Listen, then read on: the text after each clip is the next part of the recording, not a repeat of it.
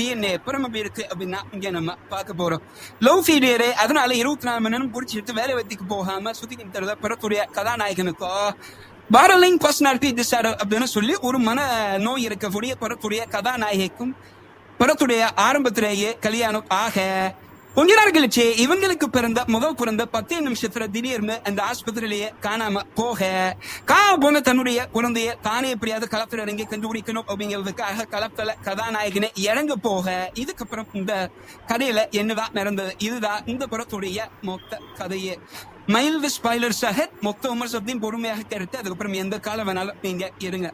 இன்னைக்கு சொசைட்டில பல இடங்கள்ல சர்வ சாதாரணமாக நடக்கக்கூடிய ஒரு முக்கியமான கிரைம, ஒரு சென்சிட்டிவான டாபிக்கை எடுத்துக்கிட்டு தான் அதை கருவாக வச்சுதான் இந்த படத்தை பண்ணியிருக்காப்புல இயக்குனரான நெல்சன் வெங்கடேசன்.